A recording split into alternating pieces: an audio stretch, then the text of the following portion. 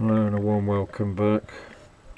Looking at the 547 scope. 547? It is, yeah, 547 scope. As you can see, that's where I foolishly slipped the probe lead and bang. Still see a lot of sort of carbon there from the what is it, explosion? Yeah, I suppose it is, yeah. Stuff got vaporised, that's for sure.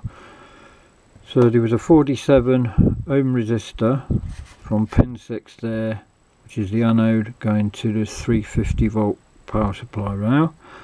That's the one that burnt out, and we need to replace that wire.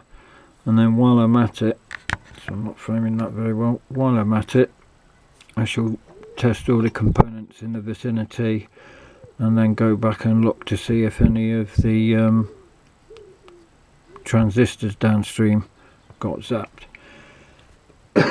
So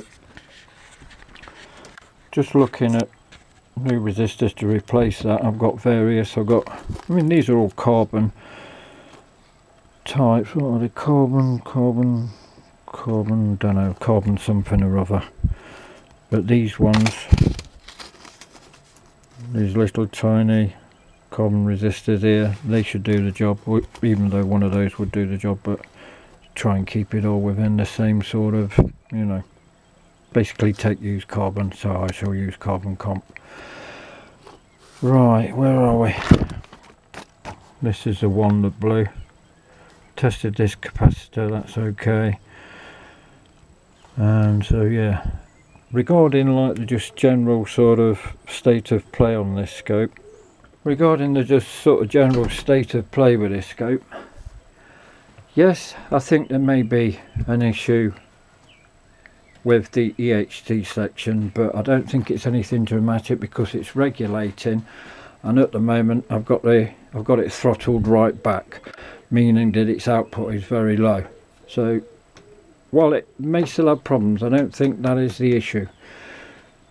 The original hypothesis was on the Tektronix group thing was that there was too much EHT and the electron beam was going too fast for the plates to have any influence on it.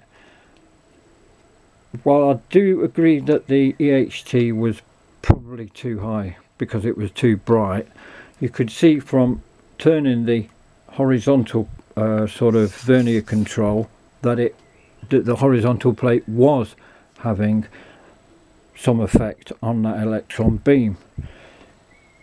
So I think basically that this horizontal section it's still got some things wrong. Probably the not the capacitors, the transistors.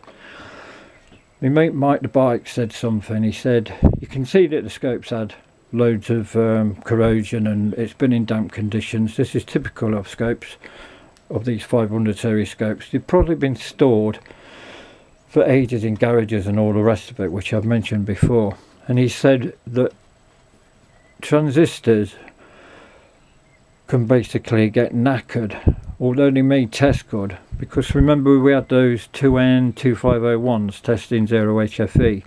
He said that if any sort of corrosion gets on the leads, it can creep up inside the actual can and yeah, basically bugger the transistor up.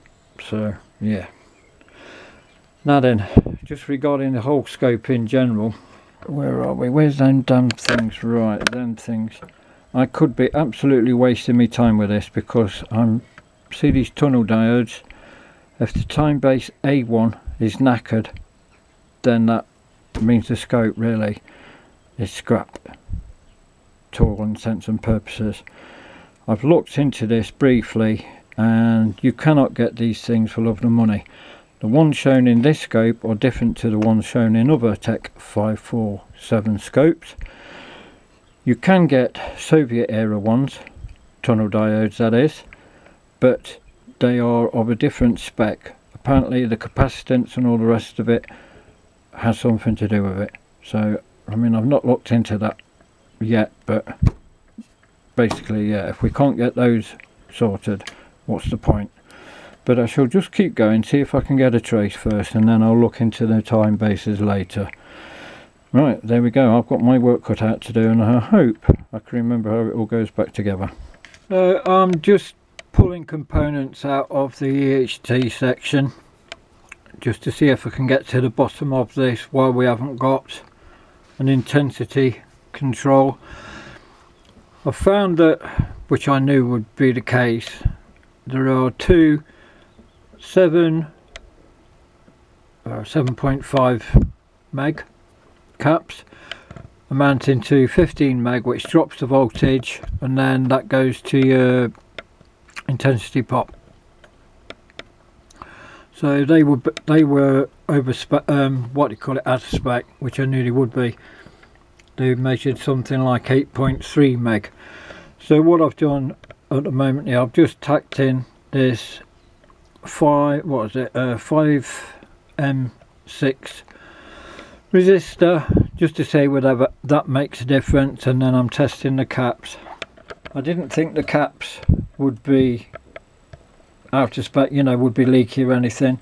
I've tested two of them, of the Sprague 4 kilovolt 10 nanofarad capacitors at 10 kilovolts, both test fine. I've also tested the little tubular ceramic jobbies, tested them for capacitance, test okay. Also tested them at 500 volts, which is their spec, test fine. So as far as they're concerned, you know, they're fine. This 2M2 capacitor was out of spec, so I changed that. That goes to ground. So that's it. One other thing I shall get to in a minute.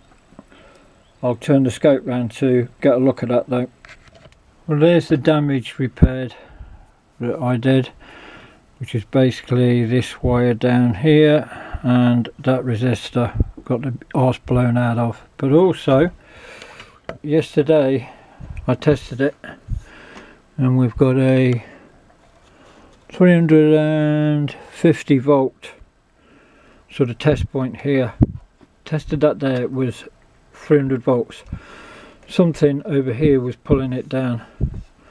So here we've got three valves. We've got V574, V584 and V589, I think. Basically we've got two ECC88 6DJ8.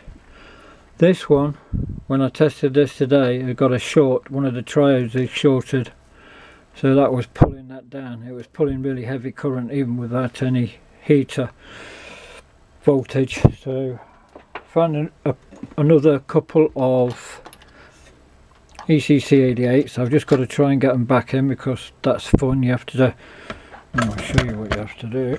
You have to do it blind. So I'll have to stick them in there and just keep prodding around until it goes in.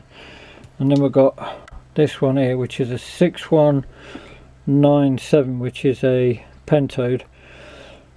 It's similar to the 6CL6 but different, because I tried a 6CL6 in there.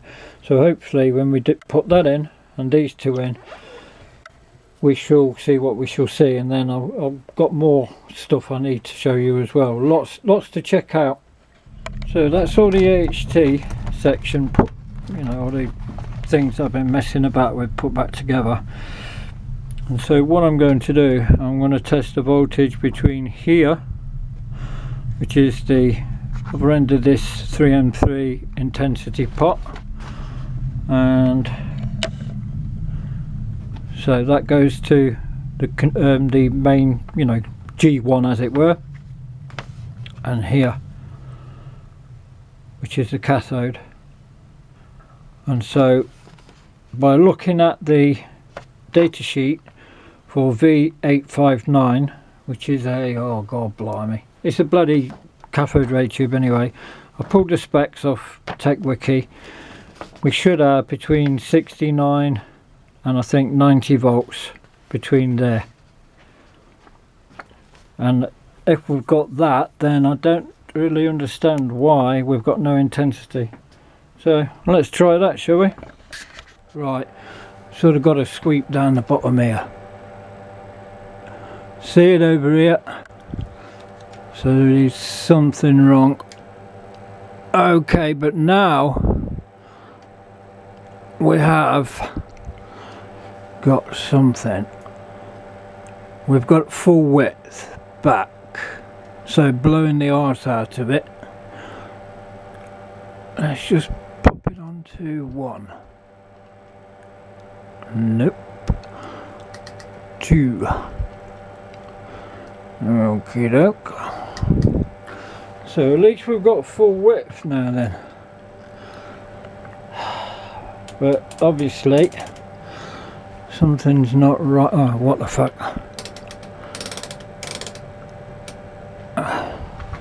We've got something wrong there, that's not right.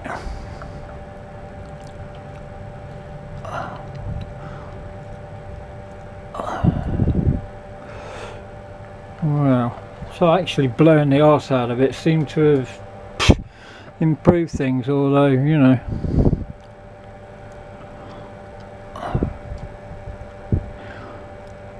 Yeah, I don't know. Obviously there's something wrong with the vertical. So at least we've got full trace. So let's go and have a look at the intensity. That's not working. Well, I'm hoping you can see that. I'm not moving it, not with all that high voltage there. We should have between -65 and -90. And that's me filling with a pot, and we've got bugger all. So does that mean that the pot's not right?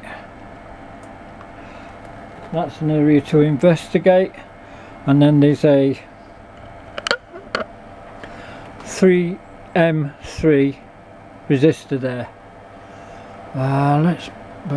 Shall I? There's a load of high voltage there. Really shouldn't do this, but I'm careful. Right, look at that, look. We've got -106.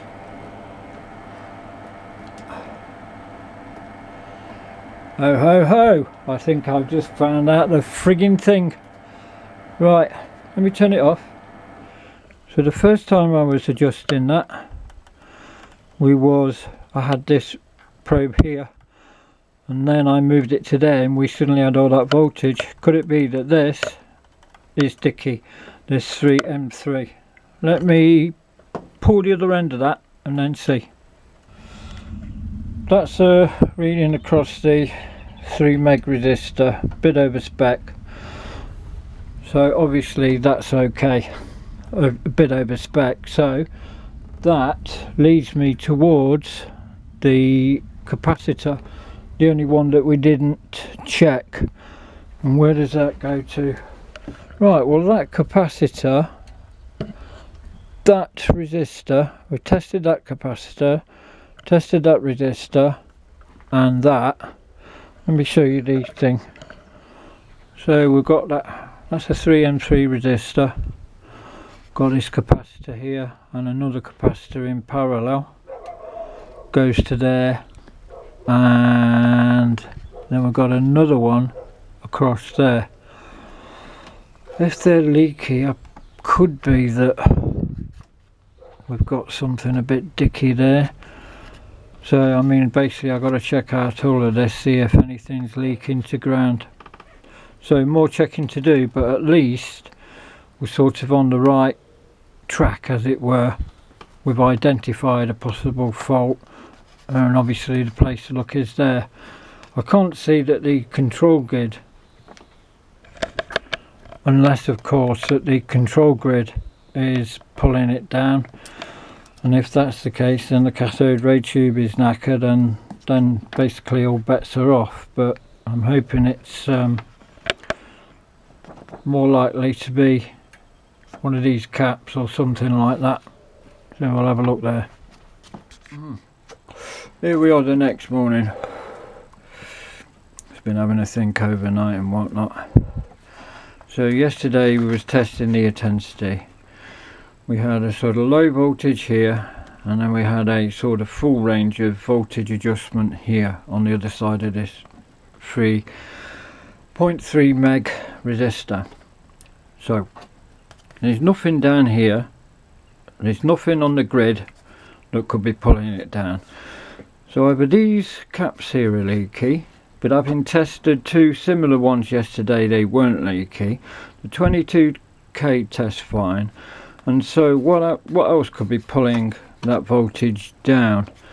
The only thing I can see is like what's attached here, and that goes to the B sweep and the A sweep. Had a look at them, I can't really see anything that looks probable. The only thing I can see is this here. But then these should block DC. You see, these should block DC, it shouldn't be this. But I've just tested this, and that's all, I don't know, it looks a little bit leaky. I just put it on a resistance test and I was getting 1k across there, but that could be some of the other circuitry that it's attached to. So I don't know, that's a puzzle, that one. And this diode, I've not found that diode or that. That's where I don't understand that. I've got plus 325. That must be doing sort of pulsing or something. That we must be getting some sort of pulse from here, because look, that's reverse bias, that is, that diode, that D831. So it's not going to be conducting current most of the time. So yeah, I'm going to look around there today, unsolder a few things, and I don't know, just keep digging really. That's all I can do.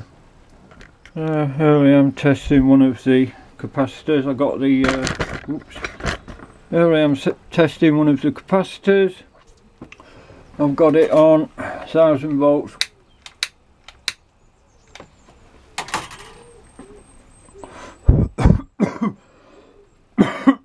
Oh God, shaking on my bag.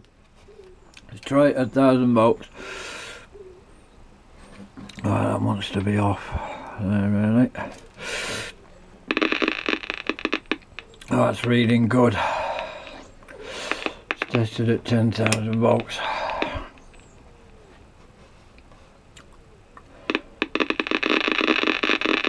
Oh, that's telling me we've got a bit of breakdown, but it's still reading good. It's reading 100 times 100, so we've got 10, we've got about 10,000, no, we've got about 1000 meg.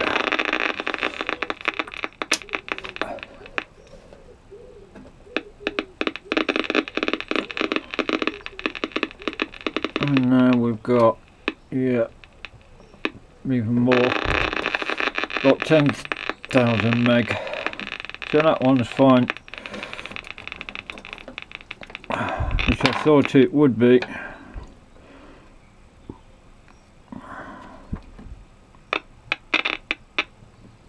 Oops. Over there. There we go again, 2, 3, 4. Ooh, no, that one's fine. That's tested okay. So that's fine. I wonder if the leads will reach over to the scope, see if I can test that. Where do you call it? Other one, let me see. The previous footage was taken a few weeks back, and the scope has sat untouched. Well, I've not touched it, like I say, for a few weeks, because I've been messing about with valve amplification. So as it stood, we've got a B sweep, we've got a complete horizontal sweep. We have an issue with the vertical. There's only adjust half of the screen. We've still got an intensity control problem, and I have thoroughly checked and replaced like several components in the EHT section that feeds the grid and the cathode and all that, and I can't find anything wrong. There's no leaky capacitors or whatever, so I don't know. I mean, I know that valves, which a cathode ray tube is a type of fermionic valve, I know some valves transmitting triodes and things like that, you run them in class AB2, which means that you start to get some grid current. So whether that's a thing with cathode ray tubes, I do not know. Could it be that the cathode ray tube is, I don't know, got like a heater cathode short? I wonder if you can get that sort of thing. So I'm still a bit clueless as to what the exact problems are, but there's another chap who's recently posted on the forum who's just bought a 547